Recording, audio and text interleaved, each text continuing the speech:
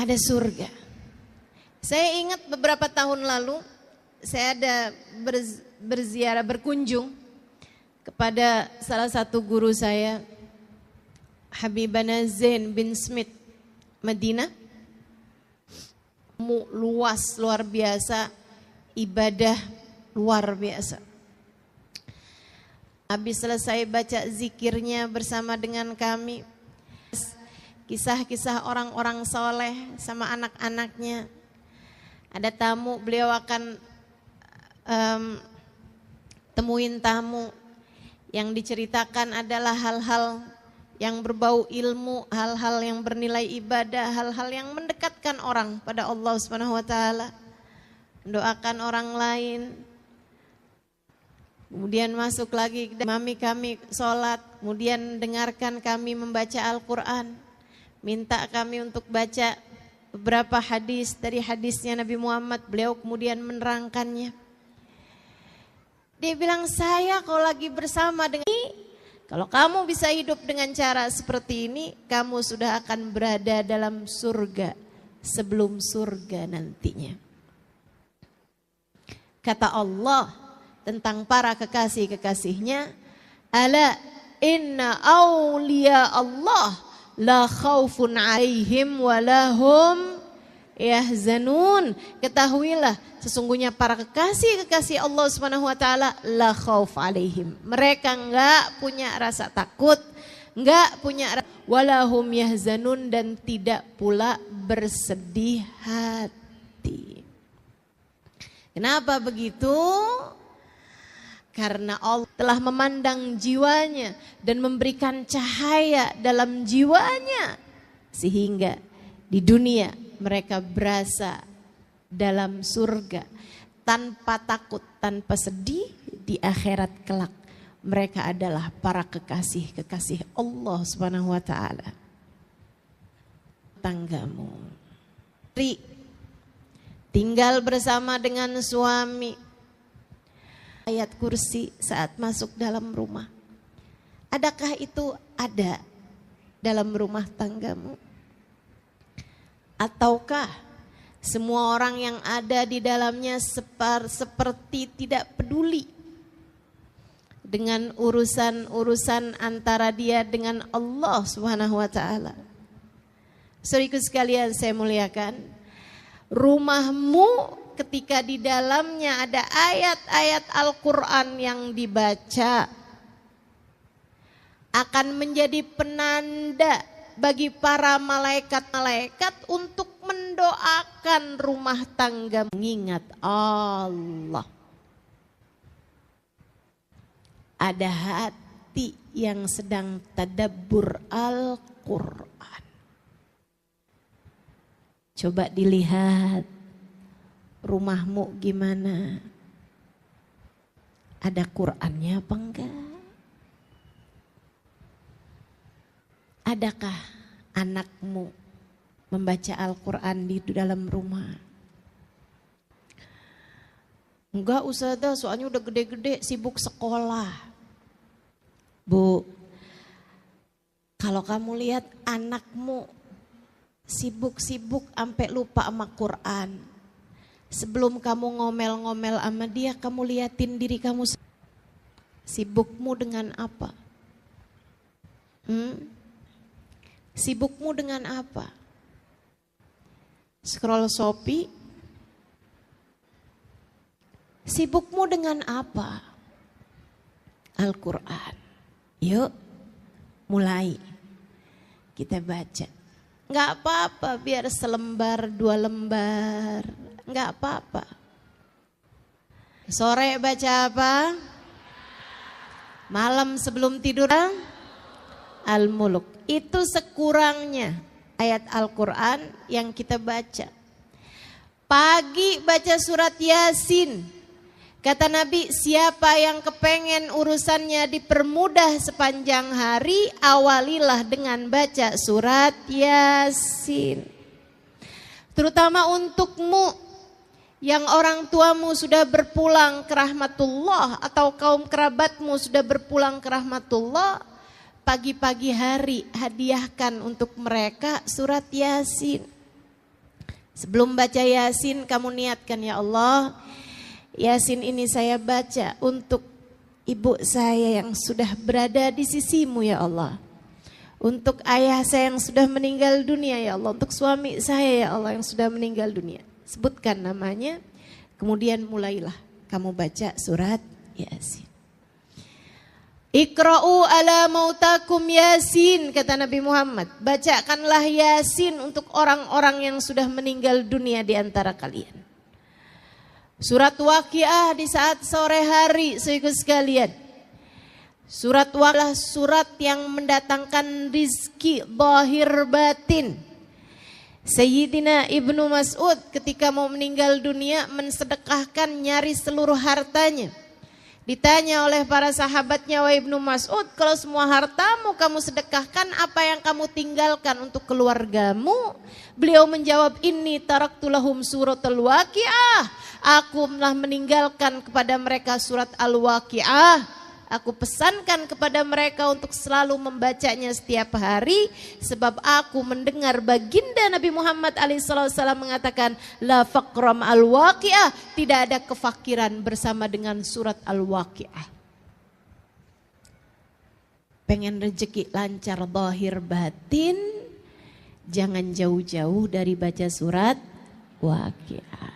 Insya Allah. Malam sebelum tidur, boleh habis maghrib, boleh habis isya, kamu baca surat Al-Mulk.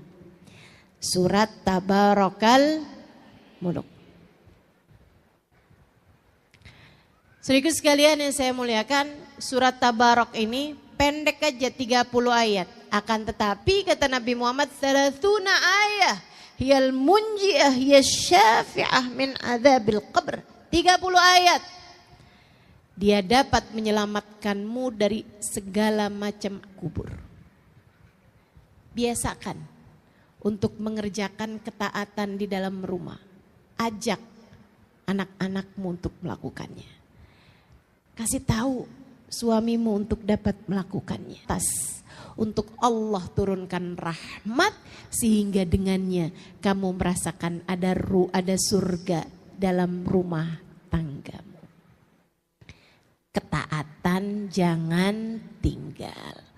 Sholat berjamaah jangan tinggal. Bu, saya ingat beberapa tahun yang lalu ketika tadi yang saya sampaikan Habibana Zain bin Smith, guru saya di Madinah. Beliau beberapa tahun yang silam masih sering berkunjung ke Indonesia bersama dengan istri beliau yang saat ini sudah meninggal dunia, almarhumah Hubabah Maryam. Wanita bijaksana yang saya ceritakan juga di buku Bidadari Bumi yang kedua. Beliau ibu-ibu saudaraku sekalian, dulu tuh kalau beliau datang ke Indonesia, saya kalau beliau ada di Indonesia kayak berasa ngantor sama beliau. Di pagi sampai sore gitu, sampai malam bahkan saya bersama dengan beliau. Saya menerjemahkan beliau, saya bicara dengan beliau seperti seorang anak yang sedang dididik oleh ibundanya. Alhamdulillah, rahmat Allah begitu besar buat saya. Hubah orang yang datang kepada beliau untuk semacam curhat. Kayak itu orang kalau ketemu beliau bawaan pengen curhat aja gitu. Sekarang saya tahu rasanya. Orang juga kalau ketemu saya bawaan kayak pengen curhat aja. Saya pernah telepon saya itu salah sambung. Maksudnya saya mau nelpon orang lain, ternyata kenanya orang lain. Orang yang saya salah sambung telepon itu aja curhat sama saya. Sama perempuan-perempuan yang kebanyakan menceritakan tentang rumah tangganya yang sudah seperti neraka. Bu, saya kasih tahu padamu. Itu yang curhat-curhat, yang rumah tangganya berantakan, yang dalam rumah tangganya itu sudah hampir pecah karena sudah tidak ada lagi keharmonisan dalam rumah tangga. Dengan segala macam keruwetan, permasalahan-permasalahannya dari suami yang selingkuh, istri yang jatuh cinta dengan laki-laki yang lain, atau bahkan terjerumus kepada hal-hal yang dosa, atau suami yang kemudian jadi dekat dengan narkoba dan seterusnya. Permasalahan-permasalahan yang sangat banyak dalam rumah tangga membuat saya yang waktu itu baru menikah beberapa bulan jadi mikir gitu. Apa enggak salah keputusan yang saya ambil ini ya? Saudara sekalian, namun subhanallah, dari setiap kali saya menerjemahkan Hubabah, karena masalahnya mereka curhat pakai bahasa Indonesia, Hubabahnya nggak ngerti bahasa Indonesia. Hubabah jawab pakai bahasa Arab, orang yang dicurhatin kagak ngerti. Jadinya mau gak mau saya yang harus jadi penterjemahnya gitu. Saya terjemahkan kata per kata, bahkan saya terjemahkan kalimat per kalimat. Tiap Hubabah bisa saya ngomong langsung saya terjemahin, dia ngomong saya terjemahin gitu, terus seperti itu. Sehingga sekalian saya muliakan, dari begitu banyak pertanyaan-pertanyaan yang ditanyakan balik oleh Hubabah, saya membuat satu kesimpulan. Ada satu pertanyaan yang selalu ditanyakan sama beliau. Kalian di rumah sholat berjamaah apa enggak? Dan subhanallah, jawabannya selalu saja tidak. Bapak tanya balik, tapi kalian sholat? Sholat. Jadi rupanya yang punya banyak permasalahan dalam rumah tangga adalah orang-orang yang di dalam rumahnya tidak ada sholat berjamaah. Ada taat yang ditinggalkan. Sampai ketika saya sedang berduaan dengan beliau, dengan Hubabah Maryam, saya tanya, Hubabah, apa kaitan antara sholat berjamaah sama rumah tangga gitu? Kenapa setiap orang yang dalam rumah gitu? Kata Hubabah, ya, Halimah ma sami'ti qaul Rasulillah sallallahu alaihi wasallam. Kamu enggak pernah dengar hadisnya Nabi Muhammad alaihi wasallam, la tusawwuna sufufakum aw la yakhtalifanna qulubakum. Hendaklah kalian ratakan saf salat kalian atau akan bercerai-berai hati kalian. Jika saf tidak rata saja membuat hati bercerai-berai, bagaimana pula dengan yang tidak salat berjamaah sekalian? Salat berjamaah menyatukan hati. Kamu kalau kepengen rumah tanggamu berada dalam surganya, laksanakanlah sholat dengan berjamaah di dalam rumahmu itu. Insya niat apa enggak niat nih kira-kira? Mulai kapan sholat berjamaahnya? Sekarang. Insya Allah.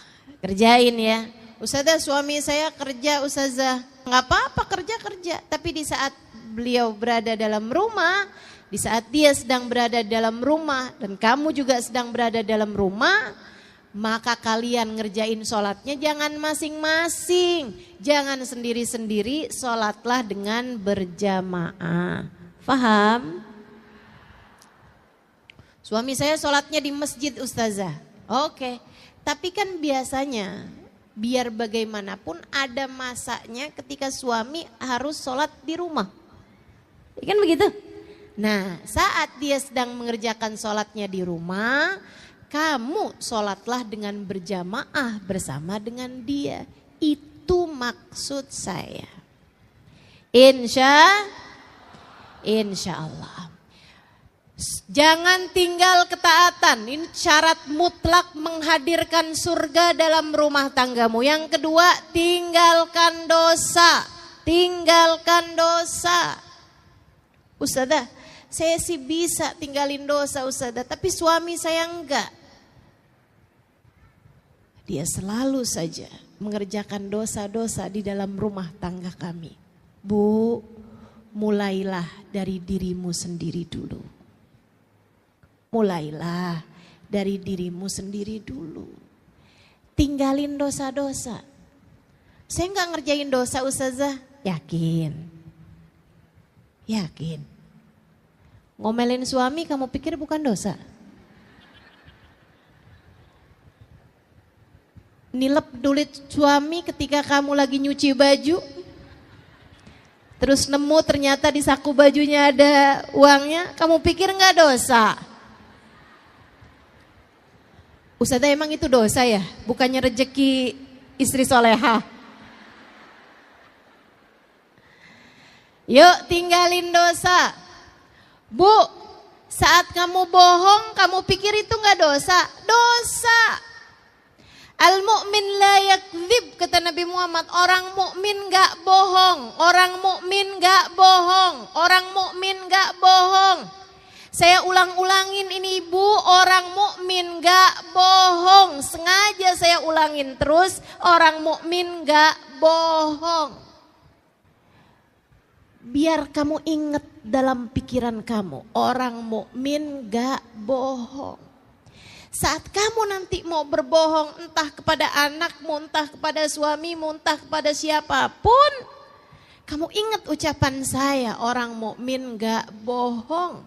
Sebab ucapan saya adalah apa yang telah disampaikan baginda Nabi besar Muhammad sallallahu alaihi wasallam ketika beliau ditanya, wahai Rasulullah, yaznil mu'min, apakah orang mukmin ada yang berzina? Kata Nabi Muhammad, bala wa yatub, ya, ada orang mukmin berzina, kemudian dia bertaubat. Ya Rasulullah, yasrikul mu'min, apakah orang mukmin ada yang bisa nyuri? Ada, kata Nabi Muhammad, wa yatub, tapi kemudian dia bertaubat dari apa yang dia lakukan. Nabi disebutkan beberapa dosa, kemudian Nabi Muhammad mengatakan na'am wa yatub, iya, tapi kemudian dia bertaubat, Syaratnya seorang mukmin bukan pada dosanya, akan tetapi pada taubatnya. Bukan artinya, oh berarti gak apa-apa ya Ustazah ngerjain perbuatan-perbuatan dosa. Bukan begitu, akan tetapi orang mukmin mungkin pernah mengalami masa lalu yang kelam, akan tetapi kemudian dia bertaubat dari masa kelamnya tersebut. Ketika ditanya, ya Rasulullah, yakdzibul mu'min, apakah orang mukmin bisa berbohong? Nabi Muhammad mengatakan, la al mu'min la yakdzib. Enggak, orang mukmin enggak bohong. Kamu kapan terakhir kamu berbohong? Tadi pagi. Kapan terakhir kamu berbohong? Ibu-ibu saudaraku sekalian, saya muliakan, berapa banyak kebohongan yang telah kamu lakukan. Kamu kepengen rumah tanggamu berada dalam surganya, tinggalkan kebohongan. Jangan bohong. Jangan.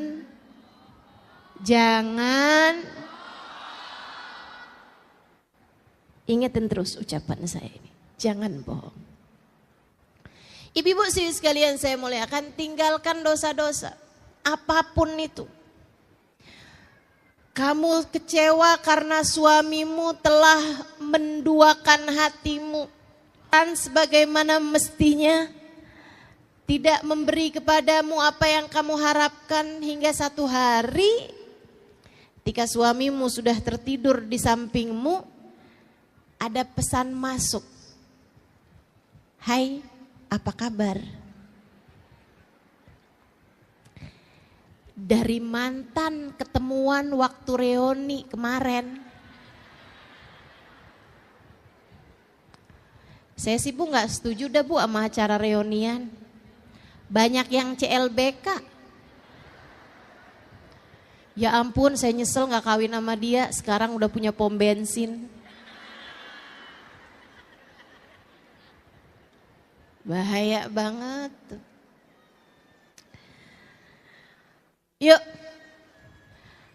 akhirnya dapat nih WhatsApp nih. Terus dijawab, baik alhamdulillah, kamu apa kabar? Tuh,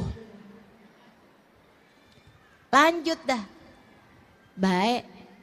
Kamu udah makan belum? Ada urusan apa setengah 11 malam tanyain orang udah makan apa belum?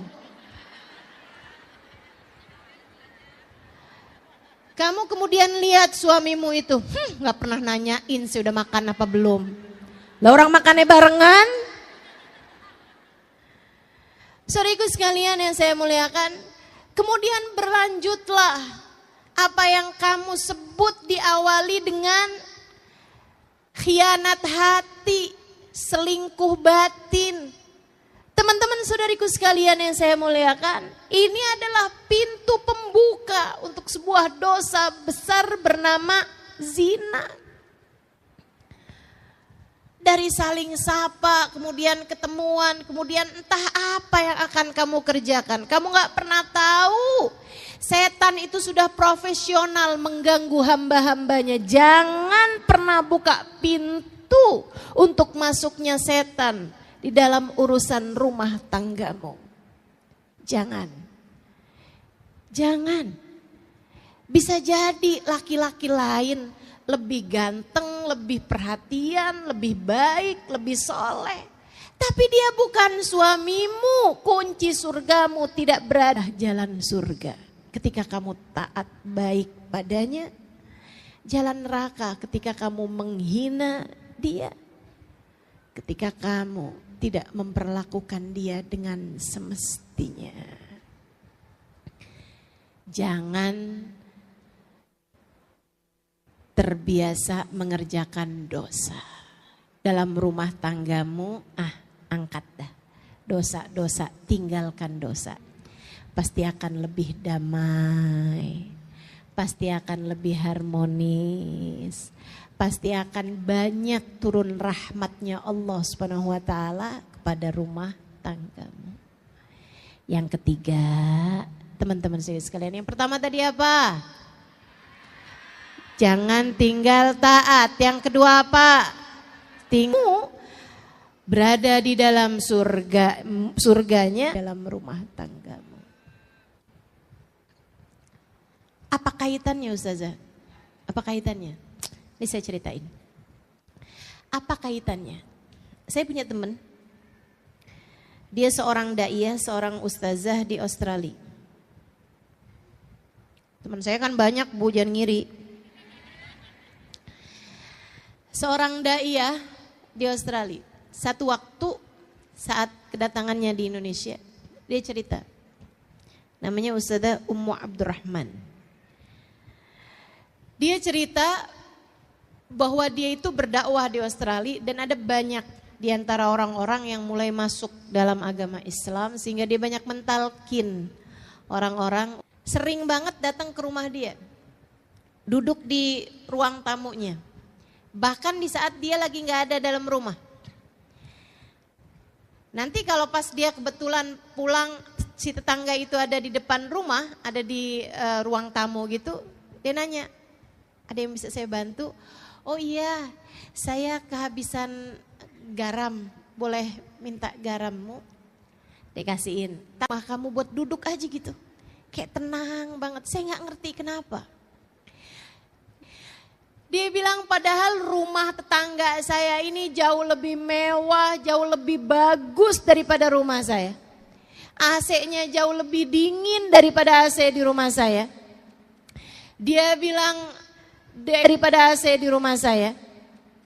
Dia bilang dekorasinya interior dalam rumahnya jauh lebih indah daripada rumah saya. Tapi dia mengatakan bahwa setiap kali saya duduk di dalam rumahmu seperti saya berada di dalam surga. Saya nggak ngerti kenapa. Dia bilang, saya pun kemudian kasih tahu sama dia tentang Islam dan lain sebagainya.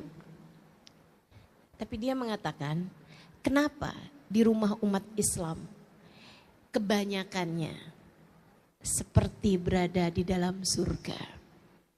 Kenapa? Karena umat Islam dalam hatinya punya cinta kepada Nabi Muhammad. Kenapa begitu? Kenapa kalau orang dalam hatinya punya cinta kepada Nabi Muhammad, kenapa bikin hati orang jadi adem bahkan ketika berada di dalam rumahnya? Karena Nabi Muhammad, Allah mengatakan tentangnya, a'udzubillahi minasyaitonirrajim, wa ma arsalnaka illa rahmatan lil alamin. Dan tidaklah kami utus engkau wahai Nabi Muhammad melainkan sebagai bentuk kasih sayang kami, rahmat kami di atas muka bumi ini. Maka teman-teman saudariku sekalian, kalau dalam hatimu punya rasa cinta yang besar kepada Nabi Muhammad, senang baca sholawat kepada Nabi Muhammad, bakalan adem hatimu dan bakalan adem pulalah rumahmu. Yang terakhir, kalau kamu kepengen rumah tanggamu jadi tempat turun hujan rahmatnya Allah, menjadikan rumahmu ada surga di dalam rumahmu, saudariku sekalian yang saya muliakan, terakhir, cobalah belajar untuk memiliki akhlakul karimah, akhlak yang baik kepada siapapun. Bangun akhlak yang bagus, bangun akhlak yang baik. Ucapan kasar, kalimat yang menyakitkan hati, tinggalkan. Marah-marah apalagi gak jelas marahnya sebabnya apa, tinggalkan. Tinggalkan. Semua bentuk dari akhlak-akhlak yang buruk itu adalah penyebab dari rumahmu seperti berada di dalam neraka. Cobain belajar buat punya akhlak yang baik. Kalau ada suami lagi marah, liatin aja. Liatin aja. Kemudian kalau dia marah-marah ngomong-ngomong yang gak enak gitu. Bu, kamu dengerin aja tapi gak usah percaya. Gak usah percaya. Sebab yang berbicara bukan hatinya. Yang berbicara adalah setan yang sedang menguasai hawa nafsunya. Kamu mau percaya sama setan? Enggak. Saya menuduh suami saya bohong, Ustazah. Suamimu mungkin gak bohong, tapi yang sedang bohong adalah setan yang sedang menguasai suamimu. Buktinya, coba kamu ingetin betapa seringnya kamu habis marah-marah, habis itu kamu nyesel. Betul? Terus kamu bilang, maaf ya, saya tuh gak ngomong dari hati saya. Betul? Dari mana tuh kamu ngomong? Dari hawa nafsu. Hawa nafsu kamu tuh, kenapa kok bisa hawa nafsu kok lagi marah bisa ngomong sesuatu hal yang begitu menyakiti hati orang lain, begitu kasar, begitu keji. Karena orang kalau lagi marah hatinya dimain-mainkan sama setan, kata Nabi Muhammad, seperti anak kecil main-mainin bola. Seperti anak kecil main-main bola. Seperti itu pula lah setan ketika hati kamu lagi marah, dia main-mainkan hati kamu, masukkan hawa nafsu sehingga bikin kamu jadi marah-marah seperti itu. Enak rasanya? Enggak. Enggak enak rasanya. Enggak enak rasanya. Ustazah, tapi kok saya enak ya kalau habis marah-marah? Hati-hati. Kalau kamu merasa, saya kok enak ya habis marah-marah, hati-hati. Jangan-jangan kamu sudah bukan lagi seseorang yang sedang dimain-mainkan hatinya oleh setan, melainkan kamu berubah jadi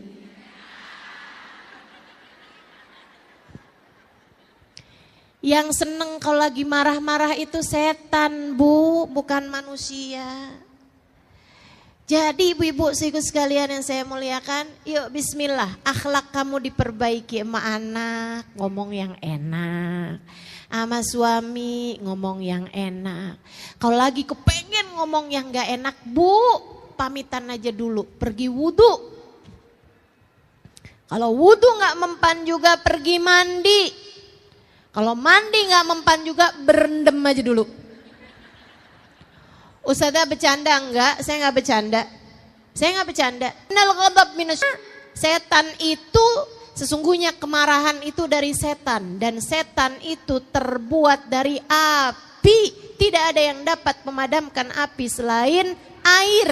Maka apabila seseorang di antara kalian sedang marah, segeralah pergi berwudu. Kata Nabi begitu. Kata para ulama, kalau wudu enggak mempan juga, mandi deh kamu. Adem. Kalau kamu udah selesai wudhu nih, kamu ketemuin anakmu, kamu ketemuin suamimu, liatin. Udah lebih adem hatinya. Nah kalau belum adem juga, itu dia masuk lagi kamar mandi, mandi dulu aja.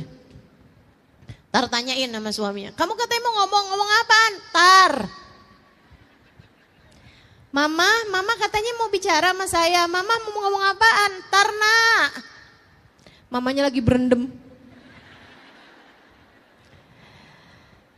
Masya Allah. Yuk teman-teman sekalian yang saya muliakan, belajar buat punya hati yang damai, akhlak yang karimah. Berakhlak dengan akhlak yang baik. Kok saya susah banget ya Ustazah punya akhlak yang baik? Bu, kembali ke poin yang ketiga, deketi Nabi Muhammad. Kalau kamu berasa akhlak saya kok berantakan sekali, perlakuan saya mau orang kok bawaan pen marah-marah mulu, kesel mulu, sedih mulu gitu. Ibu-ibu sekalian saya muliakan, cobain buat lebih dekat sama Nabi Muhammad. Tinggal bersama dengan suami. Ayat kursi saat masuk dalam rumah. Adakah itu ada dalam rumah tanggamu? Ataukah semua orang yang ada di dalamnya seperti tidak peduli dengan urusan-urusan antara dia dengan Allah Subhanahu wa taala? Saudaraku sekalian saya muliakan, rumahmu ketika di dalamnya ada ayat-ayat Al-Qur'an yang dibaca akan menjadi penanda bagi para malaikat-malaikat untuk mendoakan rumah tangga mengingat Allah. Ada hati yang sedang tadabbur Al-Quran. Coba dilihat rumahmu gimana? Ada Qurannya apa enggak? Adakah anakmu membaca Al-Quran di dalam rumah? Enggak Ustazah, soalnya udah gede-gede sibuk sekolah. Bu, kalau kamu lihat anakmu sibuk-sibuk sampai lupa sama Quran, sebelum kamu ngomel-ngomel sama dia, kamu liatin diri kamu. Sibukmu dengan apa? Sibukmu dengan apa? Scroll Shopee? Sibukmu dengan apa? Al-Quran. Yuk, mulai. Kita baca. Enggak apa-apa biar selembar, 2 lembar. Enggak apa-apa. Sore baca apa? Malam sebelum tidur Al-Muluk. Itu sekurangnya ayat Al-Quran yang kita baca. Pagi baca surat Yasin. Kata Nabi, siapa yang kepengen urusannya dipermudah sepanjang hari, awalilah dengan baca surat Yasin. Terutama untukmu yang orang tuamu sudah berpulang ke rahmatullah atau kaum kerabatmu sudah berpulang ke rahmatullah, pagi-pagi hari hadiahkan untuk mereka surat Yasin. Sebelum baca Yasin kamu niatkan, ya Allah, Yasin ini saya baca untuk ibu saya yang sudah berada di sisimu ya Allah. Untuk ayah saya yang sudah meninggal dunia ya Allah. Untuk suami saya ya Allah yang sudah meninggal dunia. Sebutkan namanya, kemudian mulailah kamu baca surat Yasin. Iqra'u ala mautakum Yasin, kata Nabi Muhammad. Bacakanlah Yasin untuk orang-orang yang sudah meninggal dunia di antara kalian. Surat Waqiah di saat sore hari, saudara sekalian. Surat Waqiah surat yang mendatangkan rizki zahir batin. Sayyidina Ibnu Mas'ud ketika mau meninggal dunia mensedekahkan nyaris seluruh hartanya. Ditanya oleh para sahabatnya, wahai Ibnu Mas'ud, kalau semua hartamu kamu sedekahkan, apa yang kamu tinggalkan untuk keluargamu? Beliau menjawab, inni taraktu lahum suratul Waqiah. Aku telah meninggalkan kepada mereka surat Al-Waqiah. Aku pesankan kepada mereka untuk selalu membacanya setiap hari, sebab aku mendengar baginda Nabi Muhammad SAW mengatakan, la faqram al-waqi'ah, tidak ada kefakiran bersama dengan surat Al-Waqi'ah. pengen rezeki lancar zahir batin, jangan jauh-jauh dari baca surat Waqiah. Insya Allah. Malam sebelum tidur, boleh abis maghrib, boleh abis isya, kamu baca surat Al-Mulk. Surat Tabarakal Muluk. Saudaraku sekalian yang saya muliakan, surat Tabarak ini pendek aja 30 ayat. Akan tetapi kata Nabi Muhammad, 30 ayat hiyal munji'ah hiyal syafi'ah min adzabil qabr. 30 ayat. Dia dapat menyelamatkanmu dari segala macam kubur. Biasakan untuk mengerjakan ketaatan di dalam rumah. Ajak anak-anakmu untuk melakukannya. Kasih tahu suamimu untuk dapat melakukannya. Untuk Allah turunkan rahmat sehingga dengannya kamu merasakan ada surga dalam rumah tanggamu. Ketaatan jangan tinggal. Sholat berjamaah jangan tinggal. Bu, saya ingat beberapa tahun yang lalu ketika tadi yang saya sampaikan Habibana Zain bin Smith, guru saya di Madinah. Beliau beberapa tahun yang silam masih sering berkunjung ke Indonesia bersama dengan istri beliau yang saat ini sudah meninggal dunia, almarhumah Hubabah Maryam. Wanita bijaksana yang saya ceritakan juga di buku Bidadari Bumi yang kedua. Beliau ibu-ibu saudaraku sekalian, dulu tuh kalau beliau datang ke Indonesia, saya kalau beliau ada di Indonesia kayak berasa ngantor sama beliau. Di pagi sampai sore gitu, sampai malam bahkan saya bersama dengan beliau. Saya menerjemahkan beliau, saya bicara dengan beliau seperti seorang anak yang sedang dididik oleh ibundanya. Alhamdulillah, rahmat Allah begitu besar buat saya. Hubah orang yang datang kepada beliau untuk semacam curhat. Kayaknya itu orang kalau ketemu beliau bawaan pengen curhat aja gitu. Sekarang saya tahu rasanya. Orang juga kalau ketemu saya bawaan kayak pengen curhat aja. Saya pernah telepon saya itu salah sambung. Maksudnya saya mau nelpon orang lain, ternyata kenanya orang lain. Orang yang saya salah sambung telepon itu aja curhat sama saya. Sama perempuan-perempuan yang kebanyakan menceritakan tentang rumah tangganya yang sudah seperti neraka. Bu, saya kasih tahu padamu. Itu yang curhat-curhat, yang rumah tangganya berantakan, yang dalam rumah tangganya itu sudah hampir pecah karena sudah tidak ada lagi keharmonisan dalam rumah tangga. Dengan segala macam keruwetan, permasalahan-permasalahannya dari suami yang selingkuh, istri yang jatuh cinta dengan laki-laki yang lain, atau bahkan terjerumus kepada hal-hal yang dosa, atau suami yang kemudian jadi dekat dengan narkoba dan seterusnya.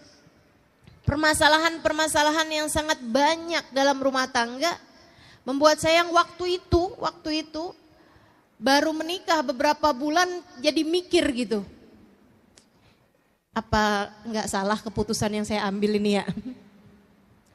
Saudara sekalian, namun subhanallah, dari setiap kali saya menerjemahkan Hubabah, karena masalahnya mereka curhat pakai bahasa Indonesia, Hubabahnya enggak ngerti bahasa Indonesia.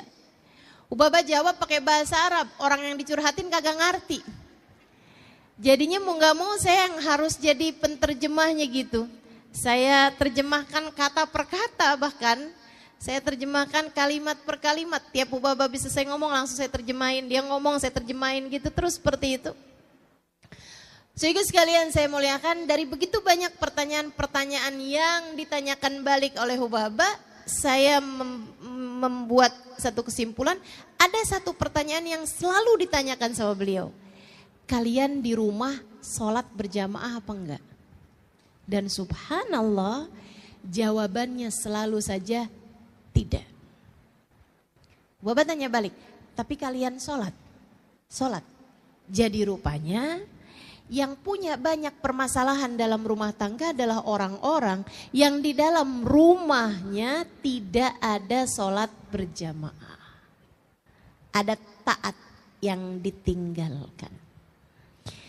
Sampai ketika saya sedang berduaan dengan beliau, dengan Hubaba Maryam, saya tanya, Hubaba, apa kaitan antara sholat berjamaah sama rumah tangga gitu? Kenapa setiap orang yang dalam rumah gitu? Kata Hubaba Bahiyah, Halimah ma sami'ti qaul Rasulillah sallallahu alaihi wasallam. Kamu enggak pernah dengar nak hadisnya Nabi Muhammad alaihi wasallam, la tusawwuna sufufakum aw la yakhtalifanna qulubakum. Hendaklah kalian ratakan saf salat kalian atau akan bercerai-berai hati kalian. Jika saf tidak rata saja membuat hati bercerai-berai, bagaimana pula dengan yang tidak salat berjamaah sekalian? Salat berjamaah menyatukan hati.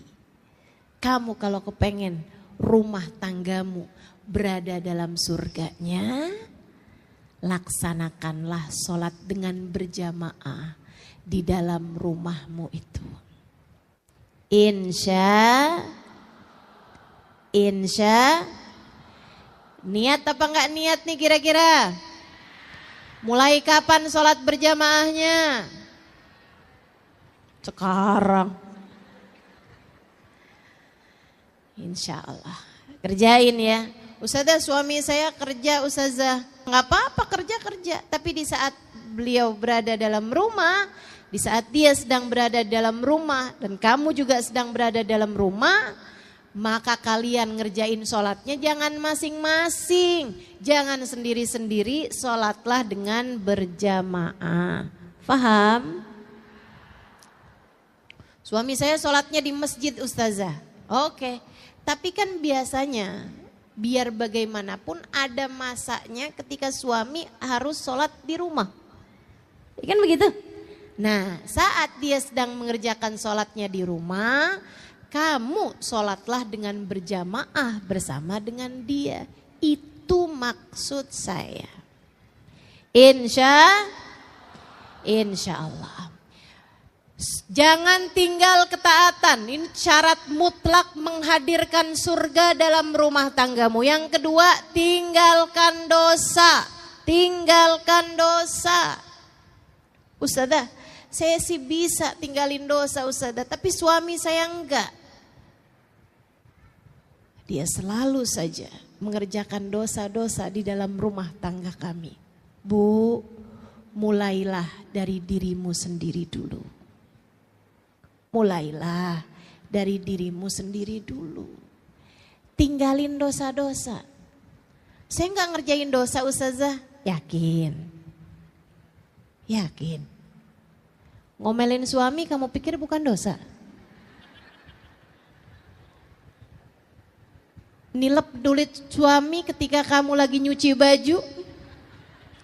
Terus nemu ternyata di saku bajunya ada uangnya. Kamu pikir enggak dosa? Ustazah, emang itu dosa ya? Bukannya rezeki istri soleha? Yuk tinggalin dosa. Bu, saat kamu bohong, kamu pikir itu enggak dosa? Dosa. Al-mu'min la yakdzib, kata Nabi Muhammad. Orang mukmin enggak bohong. Orang mukmin enggak bohong. Saya ulang-ulangin ini ibu, orang mukmin enggak bohong. Sengaja saya ulangin terus, orang mukmin enggak bohong. Biar kamu ingat dalam pikiran kamu, orang mukmin enggak bohong. Saat kamu nanti mau berbohong entah kepada anakmu, entah kepada suamimu, entah kepada siapapun, kamu ingat ucapan saya, orang mukmin enggak bohong. Sebab ucapan saya adalah apa yang telah disampaikan baginda Nabi besar Muhammad sallallahu alaihi wasallam ketika beliau ditanya, wahai Rasulullah, yaznil mu'min, apakah orang mukmin ada yang berzina? Kata Nabi Muhammad, bala wa yatub. Ya, Ada orang mukmin berzina, kemudian dia bertaubat. Ya Rasulullah, yasrikul mu'min, apakah orang mukmin ada yang bisa nyuri? Ada, kata Nabi Muhammad. Wa yatub, tapi kemudian dia bertaubat dari apa yang dia lakukan. Nabi disebutkan beberapa dosa, kemudian Nabi Muhammad mengatakan na'am wa yatub, iya, tapi kemudian dia bertaubat. Syaratnya seorang mukmin bukan pada dosanya, akan tetapi pada taubatnya. Bukan artinya, oh berarti gak apa-apa ya Ustazah ngerjain perbuatan-perbuatan dosa. Bukan begitu, akan tetapi orang mukmin mungkin pernah mengalami masa lalu yang kelam, akan tetapi kemudian dia bertaubat dari masa kelamnya tersebut.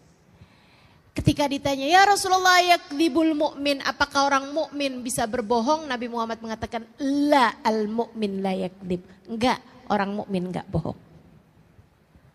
Kamu, kapan terakhir kamu berbohong? Tadi pagi. Kapan terakhir kamu berbohong?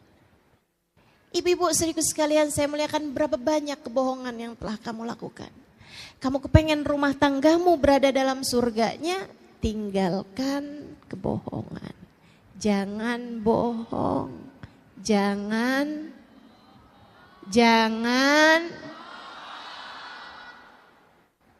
Ingatin terus ucapan saya ini. Jangan bohong. Ibu-ibu sekalian saya muliakan, tinggalkan dosa-dosa. Apapun itu. Kamu kecewa karena suamimu telah menduakan hatimu. Dan sebagaimana mestinya tidak memberi kepadamu apa yang kamu harapkan, hingga satu hari ketika suamimu sudah tertidur di sampingmu, ada pesan masuk. Hai, apa kabar? Dari mantan ketemuan waktu reuni kemarin. Saya sih Bu gak setuju dah Bu sama acara reunian. Banyak yang CLBK. Ya ampun, saya nyesel gak kawin sama dia, sekarang udah punya pom bensin. Bahaya banget. Yuk. Akhirnya dapat nih WhatsApp nih. Terus dijawab, baik alhamdulillah. Kamu apa kabar? Tuh. Lanjut dah. Baik. Kamu udah makan belum? Ada urusan apa 10:30 malam tanyain orang udah makan apa belum? Kamu kemudian lihat suamimu itu, gak pernah nanyain sih udah makan apa belum. Lah orang makannya barengan. Saudaraku sekalian yang saya muliakan, kemudian berlanjutlah apa yang kamu sebut diawali dengan khianat hati, selingkuh batin. Teman-teman saudariku sekalian yang saya muliakan, ini adalah pintu pembuka untuk sebuah dosa besar bernama zina. Dari saling sapa, kemudian ketemuan, kemudian entah apa yang akan kamu kerjakan. Kamu gak pernah tahu, setan itu sudah profesional mengganggu hamba-hambanya. Jangan pernah buka pintu untuk masuknya setan di dalam urusan rumah tanggamu. Jangan. Bisa jadi laki-laki lain lebih ganteng, lebih perhatian, lebih baik, lebih soleh. Tapi dia bukan suamimu, kunci surgamu tidak berada jalan surga. Ketika kamu taat baik padanya, jalan neraka ketika kamu menghina dia. Ketika kamu tidak memperlakukan dia dengan semestinya. Jangan terbiasa mengerjakan dosa. Dalam rumah tanggamu, angkat dah. Dosa-dosa, tinggalkan dosa. Pasti akan lebih damai. pasti akan lebih harmonis. Pasti akan banyak turun rahmatnya Allah Subhanahu wa taala kepada rumah tanggamu. Yang ketiga, teman-teman saya sekalian, yang pertama tadi apa? Jangan tinggal taat. Yang kedua apa? Berada di dalam surganya dalam rumah tanggamu. Apa kaitannya Ustazah? Apa kaitannya? Ini saya ceritain. Apa kaitannya? Saya punya teman. Dia seorang daiyah, seorang ustazah di Australia. Teman saya kan banyak, Bu, jangan ngiri. Seorang daiyah di Australia. Satu waktu saat kedatangannya di Indonesia, dia cerita. Namanya Ustazah Ummu Abdurrahman. Dia cerita bahwa dia itu berdakwah di Australia dan ada banyak di antara orang-orang yang mulai masuk dalam agama Islam sehingga dia banyak mentalkin orang-orang. Sering banget datang ke rumah dia, duduk di ruang tamunya. Bahkan di saat dia lagi gak ada dalam rumah. Nanti kalau pas dia kebetulan pulang, si tetangga itu ada di depan rumah, ada di ruang tamu gitu, dia nanya, ada yang bisa saya bantu?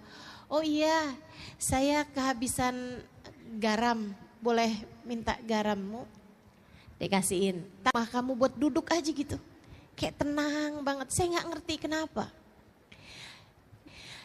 Dia bilang padahal rumah tetangga saya ini jauh lebih mewah, jauh lebih bagus daripada rumah saya.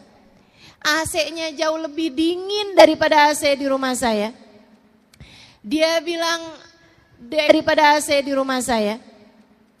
Dia bilang dekorasinya interior dalam rumahnya jauh lebih indah daripada rumah saya. Tapi dia mengatakan bahwa setiap kali saya duduk di dalam rumahmu seperti saya berada di dalam surga. Saya nggak ngerti kenapa. Dia bilang, saya pun kemudian kasih tahu sama dia tentang Islam dan lain sebagainya. Tapi dia mengatakan, kenapa di rumah umat Islam kebanyakannya seperti berada di dalam surga? Kenapa? Karena umat Islam dalam hatinya punya cinta kepada Nabi Muhammad. Kenapa begitu? Kenapa kalau orang dalam hatinya punya cinta kepada Nabi Muhammad, kenapa bikin hati orang jadi adem bahkan ketika berada di dalam rumahnya? Karena Nabi Muhammad, Allah mengatakan tentangnya, a'udzubillahi minasyaitonirrajim, wa ma arsalnaka illa rahmatan lil alamin. Dan tidaklah kami utus engkau wahai Nabi Muhammad melainkan sebagai bentuk kasih sayang kami, rahmat kami di atas muka bumi ini. Maka teman-teman saudaraku sekalian, kalau dalam hatimu punya rasa cinta yang besar kepada Nabi Muhammad, senang baca sholawat kepada Nabi Muhammad, bakalan adem hatimu dan bakalan adem pulalah rumahmu. Yang terakhir, kalau kamu kepengen rumah tanggamu jadi tempat turun hujan rahmatnya Allah, menjadikan rumahmu ada surga di dalam rumahmu, saudariku sekalian yang saya muliakan, terakhir, cobalah belajar untuk memiliki akhlakul karimah, akhlak yang baik kepada siapapun. Bangun akhlak yang bagus, bangun akhlak yang baik. Ucapan kasar, kalimat yang menyakitkan hati, tinggalkan. Marah-marah apalagi gak jelas marahnya sebabnya apa, tinggalkan. Tinggalkan. Semua bentuk dari akhlak-akhlak yang buruk itu adalah penyebab dari rumahmu seperti berada di dalam neraka. Cobain belajar buat punya akhlak yang baik. Kalau ada suami lagi marah, liatin aja. Liatin aja. Kemudian kalau dia marah-marah ngomong-ngomong yang gak enak gitu. Bu, kamu dengerin aja tapi gak usah percaya.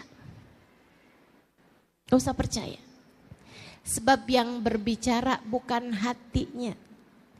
Yang berbicara adalah setan yang sedang menguasai hawa nafsunya. Kamu mau percaya sama setan? Enggak. Saya menuduh suami saya bohong, Ustazah. Suamimu mungkin enggak bohong, tapi yang sedang bohong adalah setan yang sedang menguasai suamimu. Buktinya, coba kamu ingetin betapa seringnya kamu habis marah-marah, habis itu kamu nyesel. Betul? Terus kamu bilang, maaf ya, saya tuh gak ngomong dari hati saya. Betul? Dari mana tuh kamu ngomong? Dari hawa nafsu. Hawa nafsu kamu tuh. Kenapa kok bisa hawa nafsu kok lagi marah bisa ngomong sesuatu hal yang begitu menyakiti hati orang lain, begitu kasar, begitu keji? Karena orang kalau lagi marah hatinya dimain-mainkan sama setan, kata Nabi Muhammad, seperti anak kecil main-mainin bola. Seperti anak kecil main bola. Seperti itu pula lah setan ketika hati kamu lagi marah, dia main-mainkan hati kamu, masukkan hawa nafsu sehingga bikin kamu jadi marah-marah seperti itu. Enak rasanya? Enggak. Gak enak rasanya. Gak enak rasanya. Ustazah, tapi kok saya enak ya kalau habis marah-marah? Hati-hati. Kalau kamu merasa, saya kok enak ya habis marah-marah? Hati-hati. Jangan-jangan kamu sudah bukan lagi seseorang yang sedang dimain-mainkan hatinya oleh setan, melainkan kamu berubah jadi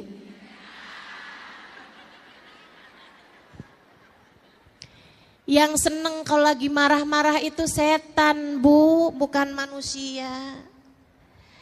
Jadi ibu-ibu sekalian yang saya muliakan, yuk bismillah, akhlak kamu diperbaiki sama anak, ngomong yang enak. Sama suami, ngomong yang enak. Kalau lagi kepengen ngomong yang gak enak, Bu, pamitan aja dulu, pergi wudhu. Kalau wudhu gak mempan juga, pergi mandi. Kalau mandi gak mempan juga, berendam aja dulu. Ustazah bercanda enggak? Saya gak bercanda. Saya gak bercanda. Setan itu, sesungguhnya kemarahan itu dari setan. Dan setan itu terbuat dari api. Tidak ada yang dapat memadamkan api selain air. Maka apabila seseorang di antara kalian sedang marah, segeralah pergi berwudu. Kata Nabi begitu. Kata para ulama, kalau wudhu gak mempan juga, mandi deh kamu. Adem. Kalau kamu udah selesai wudhu nih, kamu ketemuin anakmu, kamu ketemuin suamimu, liatin. Udah lebih adem hatinya. Nah kalau belum adem juga, itu dia masuk lagi kamar mandi, mandi dulu aja. Tar tanyain sama suaminya, kamu katanya mau ngomong apaan? Tar. Mama katanya mau bicara sama saya. Mama mau ngomong apaan? Ntar nak. Mamanya lagi berendam. Masya Allah. Yuk teman-teman sekalian yang saya muliakan, belajar buat punya hati yang damai, akhlak yang karimah.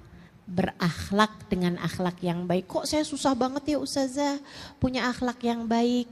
Bu, kembali ke poin yang ketiga, deketi Nabi Muhammad. Kalau kamu berasa akhlak saya kok berantakan sekali, perlakuan saya sama orang kok bawaan pengen marah-marah mulu, kesel mulu, sedih mulu gitu. Ibu-ibu sekalian saya muliakan, cobain buat lebih dekat sama Nabi Muhammad, banyakin baca sholawat. Fama min khuluqin fil bariyati mahmud illa wa huwa mutalaqan an zainil wujud. Tidak ada satu sifat terpuji di atas muka bumi ini, melainkan semuanya bersumber dari Nabi besar Muhammad sallallahu Sallallahu alaihi wasallam. Lihatin, kalau kamu tambah dekat sama Nabi Muhammad, tambah cinta sama Nabi Muhammad, tambah sering baca sholawat sama Nabi Muhammad, tambah adem hatimu, tambah banyak rahmat yang turun pada hatimu, nanti lama-lama hatimu jadi semakin lembut sehingga akhlakmu jadi semakin mulia. Insya. Keempat hal itu, kerjakan ketaatan, tinggalkan dosa-dosa di dalam rumah tanggamu. Kemudian yang ketiga, deketi baginda Nabi besar Muhammad Sallallahu alaihi wasallam. Dengarkan lebih banyak kisah tentang Nabi Muhammad. Dengarkan, hadiri majelis-majelis yang menjadikanmu lebih berasa dekat dengan Nabi Muhammad. Kemudian yang keempatnya, milikilah akhlak yang terpuji. Keempat hal tersebut jika ada di dalam rumah tanggamu akan menjadi surga sebelum surga nantinya.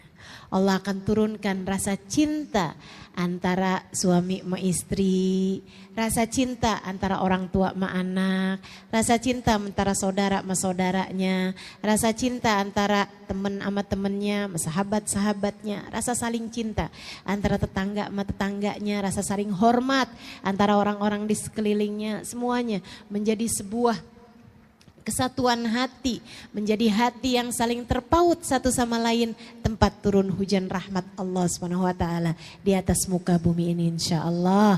Semoga rumahmu menjadi rumah tempat turun hujan rahmat Allah di atas muka bumi ini. Ala hadhihi niyah wa bikulli niyatin salihah jami'ah syamilah ila hadratin Nabi Muhammad sallallahu alaihi wa ala alihi wasallam. Al-Fatihah.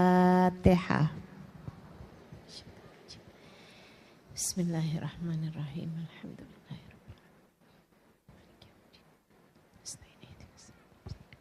Siratal ladzina an'amta 'alaihim ghairil maghdubi 'alaihim waladdallin. Amin. Allahumma bihaqqil Fatihah birmatil Fatihah barakatil Fatihah taftah lana abwabal khair, tu'amilana muamalat ahlal khair, takfina min jamil fitan wal mihun bu'us wa dhair. Innaka wali kulli khair mutafaddil bi kulli khair bi rahmatika ya arhamar rahimin. Allahumma inna nas'aluka ziyadatan fid din, barakatan fil umur, wa sihhatan fil jasad, wa sa'atan fil rizqi, wa taubatan qabla al maut, wa syahadatan 'inda al maut, maghfiratan ba'da al maut, wa afan indal hisab, wa amanan minal adhab, wa nasiban minal jannah, wa rizqna an-nadhar ila wajhikal karim. Afina min balaik, wa uzi'na syukra na'maik, wa dhikna bardafik, wa halawata munajatik. Allahumma ij'al jam'ana hadha jam'an marhuma, wa tafarruqana min ba'dihi tafarruqan ma'suma, wa la taj'alillahumma lana wala fina wala ma'ana syaqiyan wala matrudan wala mahruma birahmatika ya arhamar rahimin bijudika ya ajwadal ajwadin innahu waliyyu dzalika wal qadir alaih wa anallahu yaqdi lana jami'al hajat. Silakan sebutkan hajat masing